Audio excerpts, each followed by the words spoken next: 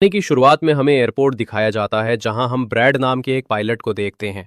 वो तेजी से जहाज की तरफ जा रहा होता है और साथ ही साथ वीडियो कॉल पर अपनी बेटी से बात भी कर रहा होता है। उसकी बेटी कहती है कि आज सुबह मैंने न्यूज़ देखी थी जिसमें बताया जा रहा था कि आप जिस एरिया में जा रहे हो वहां का मौसम बहुत ज़्यादा खराब है, जिस वजह से और भी कई सारी फ्लाइट से कैंसिल कर दी गई है। इसलिए आपको भी अपनी फ्लाइट कैंसिल करके घर वापस आना चाहिए। लेकिन ब्रैड मुस्कुराकर जवाब देता है कि मैं पहले भी कई बार ऐसे मौसम में सेफली जहाज उड़ा चुका हूं, इसलिए तुम परेशान मत हो, मैं जल्द ही घर वापस आ जाऊंगा। ये सुनकर उसकी बेटी खुश हो जाती है और कॉल काट देती है। उसके बाद ब्रैड जहाज के कैबिन में आकर को पायलट से मिलता है कि ये जिम्मेदारी हम तुम्हें इसलिए दे रहे हैं क्योंकि तुम एक काबिल और समझदार पायलट हो। ब्रैड मान जाता है और टोनी को सबसे लास्ट वाली सीट्स में बिठा देता है ताकि बाकी पैसेंजर्स को कोई परेशानी ना हो। उसके बाद सभी पैसेंजर्स अपन बेटी की फोटो दिखाता है और कहता है कि मैं अपनी बेटी से बहुत प्यार करता हूं और हमारा इस दुनिया में एक दूसरे के अलावा और कोई भी नहीं है। दूसरी तरफ जहाज में बैठे पैसेंजर्स सफर को एंजॉय कर रहे होते हैं, लेकिन उन्हें पता नहीं था कि कुछ देर बाद उनके साथ बहुत ही बुरा होने वाला है।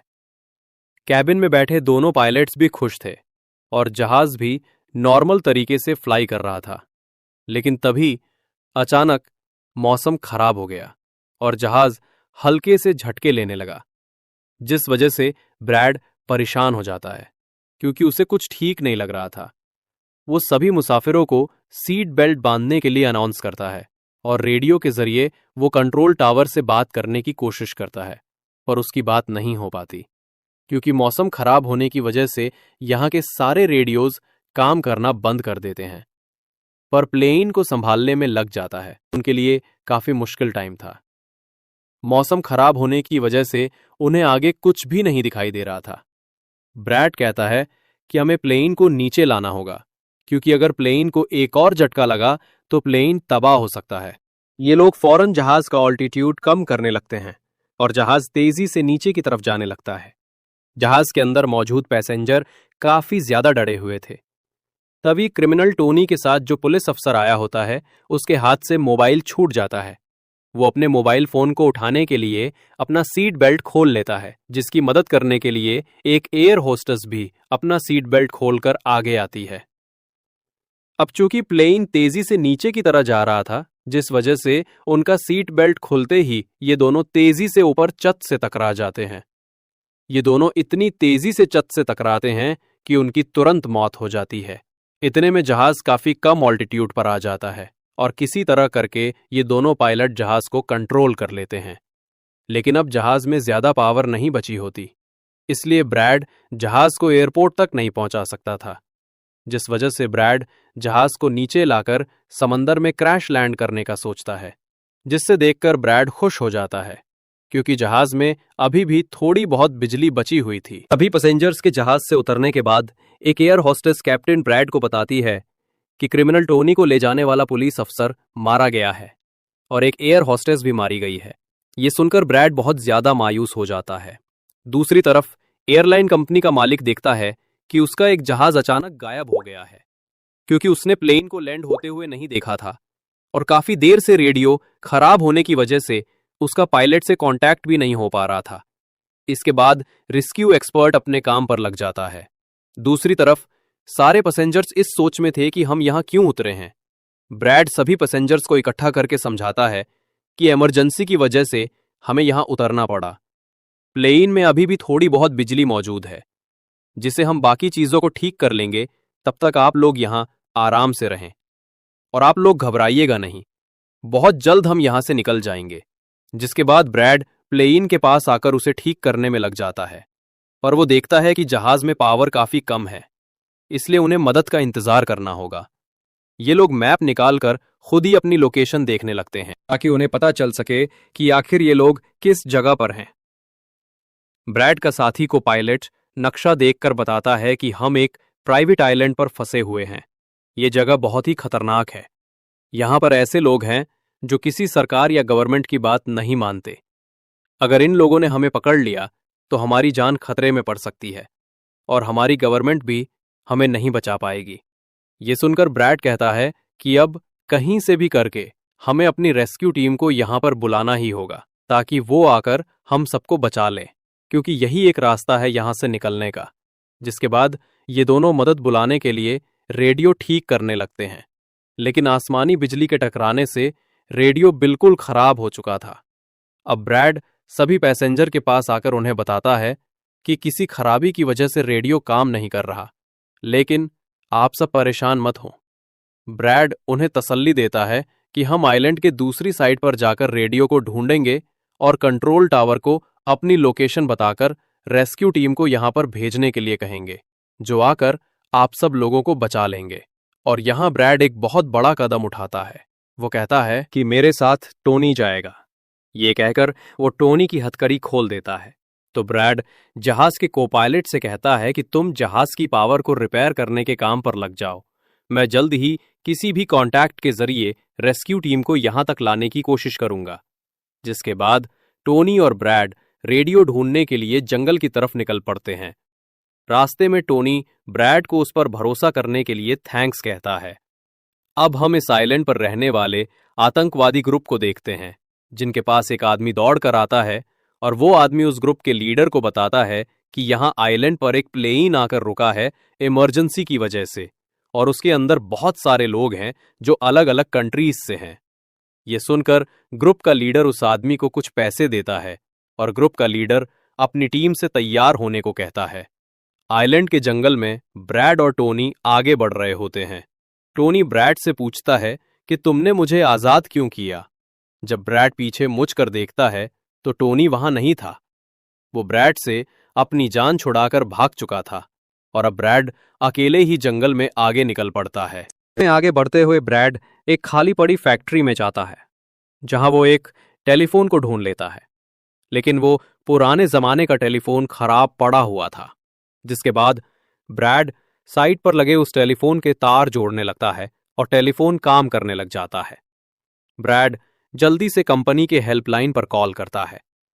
ब्रैड हेल्पलाइन को अपनी लोकेशन और सब कुछ बता देता है, लेकिन लाइन में कोई गड़बड़ी होने की वजह से सामने वाले इंसान तक उसकी आवाज ठीक से नहीं पहुंच रही होती, जिस वजह से हेल्पलाइन वाले ब्रैड की कॉल काट लेते हैं। तब ब्रैड को एक आइडिया आता है। वो अपनी बेटी को कॉल करता है और उसे अपनी लोकेशन और बाकी सारी चीजें एक पेपर पर लिखकर उसके ऑफिस तक पहुंचाने को कहता है। तभी बातचीत के दौरान पीछे से एक आदमी आकर ब्रैड पर हमला कर देता है, लेकिन ब्रैड उसे काफी मुश्किल से काबू कर लेता है और उस आदमी को मार मारकर बेहोश कर देता है। तभी ब्रैड को महसूस होता है कि एक और आदमी इस कमरे में आ रहा है, इसलिए जल्दी से वो छिप जाता है।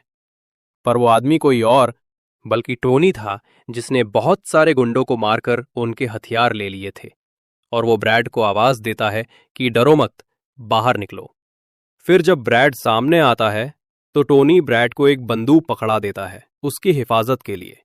उसके बाद ये दोनों जब फैक्ट्री के नीचे वाले फ्लोर में आते हैं तो यहां उन्हें एक कैमरा मिलता है और वहां पड़े पासपोर्ट से इन्हें पता चलता है कि इस आइलैंड पर रहने वाले आतंकवादी लोगों को किडनैप करके उनकी फैमिली से काफी बड़ी रकम की डिमांड करते हैं और अपने पैसेंजर की तरफ जाने लगते हैं। उधर सभी पैसेंजर ब्रैड के इंतजार में बैठे हुए होते हैं कि ब्रैड जल्द ही उनके लिए मदद लेकर आ जाएगा। तभी उन्हें किसी गाड़ी की आवाज आती है। गाड़ी की आवाज सुनकर ये लोग खुश हो जाते हैं और ये लोग समझते हैं कि ब्रैड उनके लिए रेस्क्यू टीम बुला लिया है। लेकिन ये रेस्क्यू टीम नहीं, बल्कि इस आइलैंड पर रहने वाले आतंकवादी। वो लोग गोलियां चलाकर सभी पैसेंजर को डराने लगते हैं। उन गोलियों की आवाज ब्रैड और टोनी ने भी सुन ली थी, जिसके बाद ये लोग कार की स्पीड बढ़ाकर जल्दी से प्लेन तक पहुंचने की कोशिश करते हैं। आतंकवादी ग्रुप का लीडर एयर होस्टेस से सभी यात्रियों की लिस्ट मांगता है। डर के मारे जल्दी से एयर होस्टेस उसे लिस्ट लाकर दे देती हैं। फिर गैंग का एक आदमी को पायलट से पूछता है कि तुम्हारा सीनियर पायलट कहां पर है, जिस पर को पायलट बताता है कि किसी काम से वो जंगल में गया था पर अभी तक वापस नहीं आया। तभी वहां पर ब्रैड और टोनी भी पहुंच जाते हैं, लेकिन ये दोनों चुपके से दूर से इन लोगों को देख रहे होते हैं। इसी दौरान एक औरत वहां से भागने की कोशिश करती है और वो लोग गोली चलाकर उसे मार देते। ये देखकर ब्रैड उनकी मदद करने के लिए जाता है, पर टोनी उसे रोक लेता है और टोनी कहता है कि तुम शांत रहो, अभी जाना ठीक नहीं।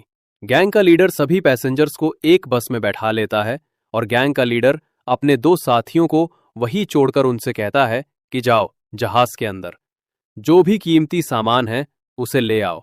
जिसके बाद ये लोग सभी पैसेंजर्स को अपने अड्डे पर ले जाने लगते हैं। गैंग के जाने के बाद ब्रैड टोनी पर गुस्सा करने लगता है कि वो लोग हमारे पैसेंजर को ले गए और तुमने मुझे जाने ही नहीं दिया। जिस पर टोनी उसे समझाता है, लोग काफी ज्यादा थे, अगर तुम चले भी जाते तो इतनी बड़ी आर्मी से अकेले नहीं लड़ पाते।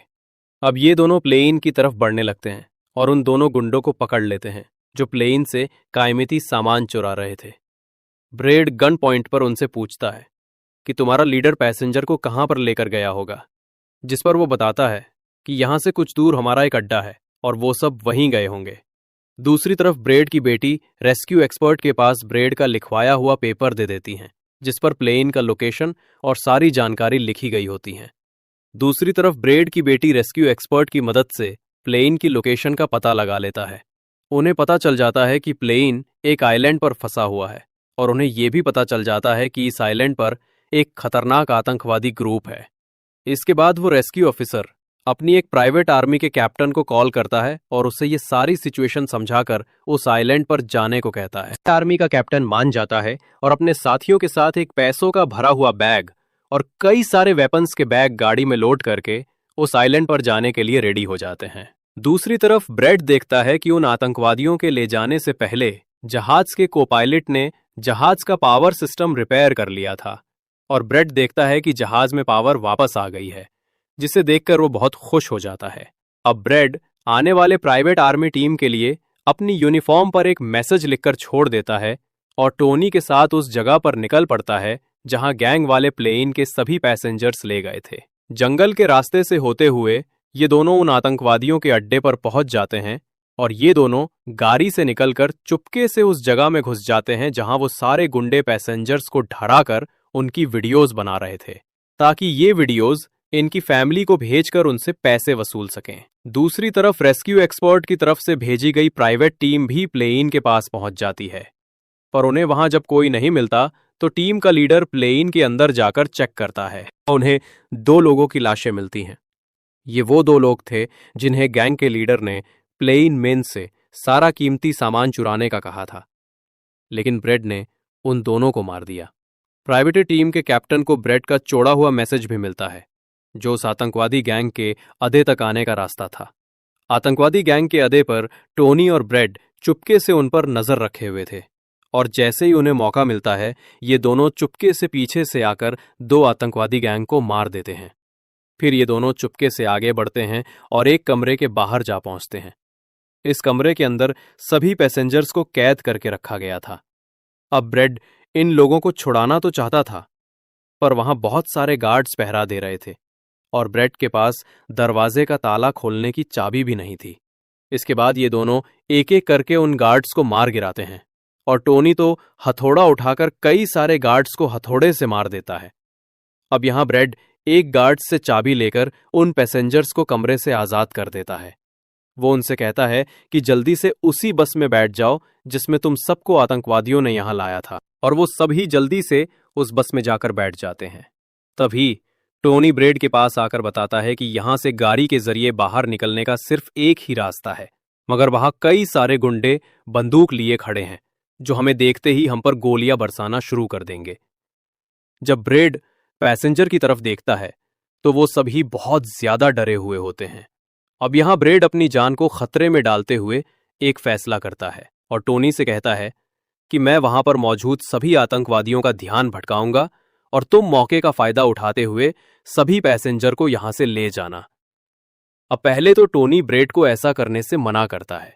वो कहता है कि ऐसा करने से वो लोग तुम्हें मार देंगे, लेकिन ब्रेड कहता है कि इसके अलावा हमारे पास और कोई दूसरा रास्ता नहीं है। ये सुनकर टोनी मान जाता है। ब्रेड वहां से निकलकर आतंकवादियों को पीटने लग जाते हैं। गैंग का हेड कहता है कि ऐसे कैसे छोड़ दूं, पैसों के बिना मैं किसी को नहीं छोड़ता, और लोग ब्रेड को मारने वाले होते हैं। तभी वहां पर प्राइवेट रेस्क्यू टीम पहुंचकर आतंकवादियों पर हमला कर देती है और काफी देर तक गोलीबारी करने के बाद गैंग के कई सारे लोगों को मारकर वो ब्रेड को छुड़ा लेते हैं और ब्रेड की जल्दी से तैयारी कर लो, हम जल्द ही इन लोगों को मारने के लिए निकलेंगे। बस में प्राइवेट टीम का कैप्टन सभी को बताता है कि हम बस 5 लोगों की छोटी सी एक प्राइवेट टीम है जो बस तुम्हें यहाँ बचाने के मिशन पर आए हैं, और हम कोई रेस्क्यू टीम नहीं है। रेस्क्यू टीम को यहाँ आने में कुछ टाइम और लगेगा। ये सुनकर ब्रेड घबरा जाता है और कहता है कि हमारे पास टाइम नहीं है, क्योंकि गैंग वाले जल्द ही हमारे पीछे आएंगे और हमें देखते ही मार डालेंगे। पर मेरे पास एक आइडिया है। जहाज के पास पहुंचते ही ब्रेड सभी पैसेंजर से कहता है कि जहाज में पावर वापस आ चुकी है, यानी अब जहाज स्टार्ट हो जाएगा और हम लोग फौरन यहां से निकल जाएंगे। इसलिए आप सब लोग जल्दी से जहाज में बैठ जाओ, क्योंकि हम रेस्क्यू टीम का इंतजार नहीं कर सकते हैं। प्राइवेट टीम के लोग पहले से आने वाले खतरे के लिए तैयार बैठ जाते हैं। तभी अचानक वो आतंकवादी ग्रुप आकर उन पर हमला कर देता है, जिन्हें देखकर प्राइवेट टीम उन्हें रोकने में लग जाती है और यहां दोनों तरफ से काफी गोलीबारी होती। पर इस प्राइवेट टीम के पास काफी अच्छी गंज थी, जिस वजह से वो बहुत सारे गुंडों को मार देते हैं। ब्रेड जल्दी से प्राइवेट टीम के लीडर को बताता है कि मैं अगले 5 मिनट बाद जहाज को स्टार्ट करने वाला हूं और तुम सब भी जल्दी से जहाज में चढ़ जाना। इसके बाद ब्रेड टोनी के पास जाता है और उसका शुक्रिया अदा करता है कि तुमने मेरे इतने मुश्किल वक्त में साथ दिया। ब्रेड खुद को गोलियों से बचाते हुए अंदर जहाज में आकर अपने कैबिन में बैठ जाता है और अपने साथी को पायलट के साथ मिलकर प्लेन को स्टार्ट करने में लग जाता है। उधर टोनी के पास गोलियां 9 खत्म हो जाती हैं और जब वो बुलेट्स ढूंढने के लिए प्राइवेट टीम का बैग चेक करता है तो उसे वहां पैसों से भरा हुआ एक बैग मिलता है। लेकिन इस वक्त टोनी पैसों को छोड़कर दूसरी बैग से गोलियां निकालकर डील करे। ब्रेड भी प्लेन को राइट साइड पर घुमा देता है। प्राइवेट टीम के सोल्जर्स भी एक एक करके जहाज में चढ़ने लगते हैं। वो प्लेन के सामने रॉकेट लॉन्चर लाकर उन्हें एक ही झटके में उड़ाने का सोचता है, लेकिन सही टाइम पर टोनी उसे देख लेता है। अब टोनी जल्दी से बंदूक उठाकर उसे शूट करके मार देता है और सभी लोगों की जान बचा लेता है। ये देखकर ब्रेड टोनी के इस काम से बहुत खुश हो जाता है और ब्रेड अपनी पूरी ताकत लगाकर प्लेन उड़ाने में कामयाब हो ही जाता है। ये देखकर टोनी सभी पैसेंजर और ब्रेड के लिए खुश होता है और पैसों का भरा हुआ बैग लेकर जंगल की तरफ भाग जाता है। ब्रेड जहाज को इस आइलैंड से दूर ले जाता है और जहाज का मालिक उसे एक एयरपोर्ट के बारे में बताता है जहां ये लोग जा सकते थे, जो अब इनके काफी करीब था। ब्रेड एयरलाइन कंपनी के मालिक की बताई हुई जगह की तरफ जहाज को खातेला, लेकिन तभी एक बार फिर जहाज के इंजन में आग लग जाती है और जहाज तबाह होने लगता है। इसलिए ब्रेड दोबारा से इमरजेंसी वार्निंग ऑन करता है और धीरे धीरे जहाज को नीचे रनवे पर लाने की कोशिश करता है। फाइनली बड़ी मुश्किल के बाद ब्रेड जहाज को रनवे पर उतार देता है और सब लोगों की जान बच जाती है।